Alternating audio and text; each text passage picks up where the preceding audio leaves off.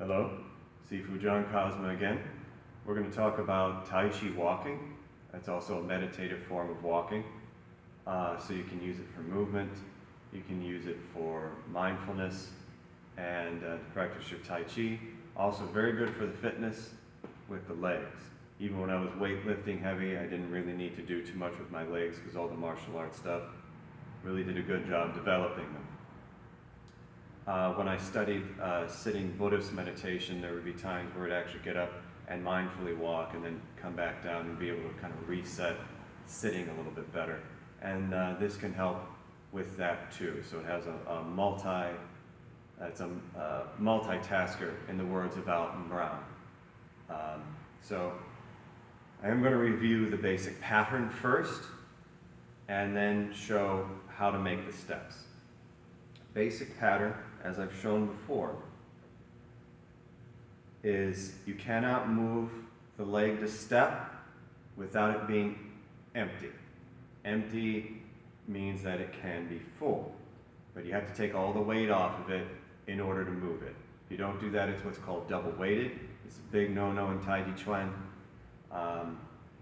In terms of the applications, you can get maybe swept or the leg grabbed or something like that. In terms of day-to-day applications, it's easier to slip, a little bit more impact on the joints. The balance and the relaxation and the ability to root and sink and really be able to have better posture isn't there because you're basically just kind of in this control,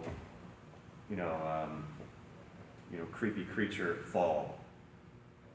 So what we want to do, basic pattern first, is I'm going to shift my weight to my right, lift up my left heel, bring my foot in to the ankle. Now when I lift up my heel, the only thing that's really keeping it there is just the way my leg's positioned.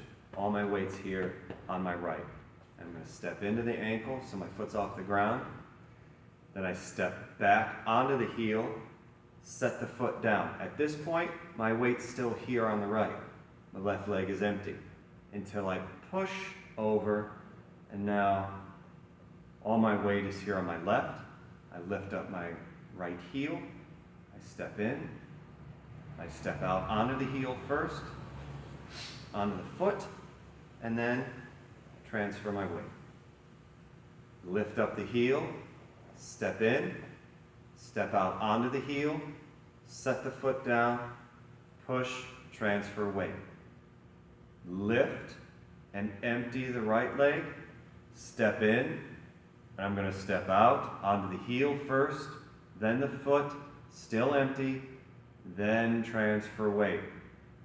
I have all these little intricate parts in there because I consider this to be like a cartoon. The more pictures in the cartoon, the smoother it is, the more realistic it is. And once you sort of get, okay, and you get better at that, it becomes smoother, more second nature. But knowing the intricacies first will help that later on. I lift up the heel, because this leg is empty. I step in, step out onto the heel, set the foot down, transfer the weight, pushing from the foot, lift, step in, step out onto the heel, set the foot down, and shift. Lift, step in, step out onto the heel, set the foot down, push, empty on the right, full on the left, lift the heel, step in, step out onto the heel, set the foot down, and we're going to come back to center. Now, we're going to go into the actual walking. Something to note as we go. We're going to be stepping, it looks like kind of curves, but it's actually going to be half circles. You're going from the South Pole to the North Pole. So you're going to come in and out. And it's important to note as well that your legs are going to be shoulder width square.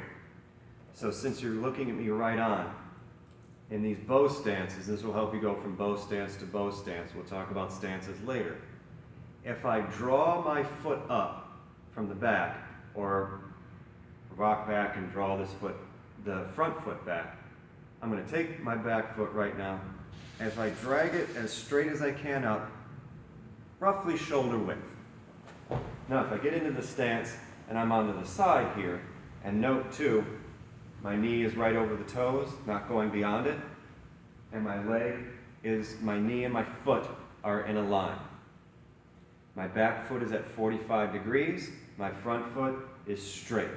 So we have 90 degrees with my arms here, my foot's facing like this. So I'm cutting that in half. So you guys didn't think math would come in handy or geometry? Here it is. Now, if I twist, maybe a little bit wider than shoulder width, but roughly shoulder width in terms of that too. So it's based on your own body. Someone tries to tell you, oh, your feet have to be this exact amount of inches apart. Maybe that works for them. You might be taller, you might be shorter, your legs might be longer or shorter than theirs, and then different peoples have different, tendon lengths and all that, and then your own flexibility and strength and capabilities come into play too. So I got these squares here. I don't know how well you can see them, but here's this 90-degree angle with the blue and with the red. If my foot is along the red line, along the blue line, that's a 90-degree angle. I'm going to cut that square in half. So if you go anywhere and they have those little 1x1 linoleum squares, put your foot on the corner, cut the square in half. And that'll be a great way to figure out what 90 degree is and then what 45 degree is in relation to your foot. And then keeping everything nice and lined up.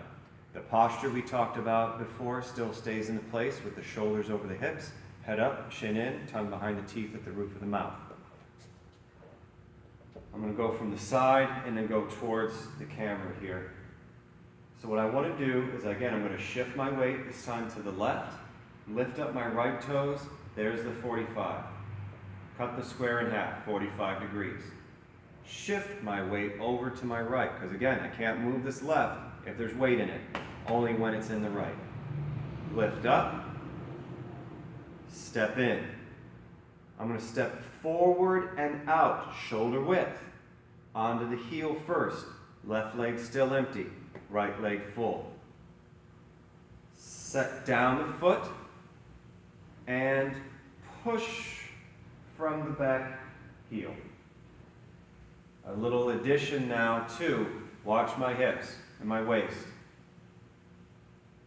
When I'm here, they face with the back foot at 45. When I'm forward, straight. So your hips go 45 to straight, 45 to straight, 45 to straight. That's it. And your shoulders and your hips stay in line. So your hips are here, your shoulders aren't here, or your arm here. Everything in line. To transfer from the left foot to the right, we're going to do the simplified Tai Chi walking. So we're going to come back all the way, lift up the toes, pivot on the heel to 45 degrees. Cut the square in half, point to the corner. Set the foot down. At this point, left leg empty, right leg full, right leg from the heel, push. When the weight comes forward, my knee and my toes are in line. And I'm going to lift up my right heel, step in to my left ankle. Again, on a curve. So now I'm going to step forward and out and down. Onto the heel, toes straight towards that wall. I set the foot down, hips are 45, and from here, push and pivot the hips. So my hips are square going forward. My left foot is at 45. My right foot is facing straight. My knee over my toes. My back leg is straight but not locked. So again, from here, I'm going to shift my weight to the left. I'm going to toe out my right foot to 45 degrees. Cut the square in half. Set the foot down. Push. Lift up the heel, step in, step out, forward and out on that curve. stepping out shoulder width. Down on the heel first, set the foot down, and then from the back foot, push. I'm going to rock back. I'm pushing back, I should say, from the front foot. It's not just I'm kind of doing one of these like a stretch. I'm actually pushing back, lifting the toes, point to 45, set down, come forward, lift the heel, step in, step out, down, down, and push. So that's basic stepping, and we'll actually go over it more together next time. Thanks.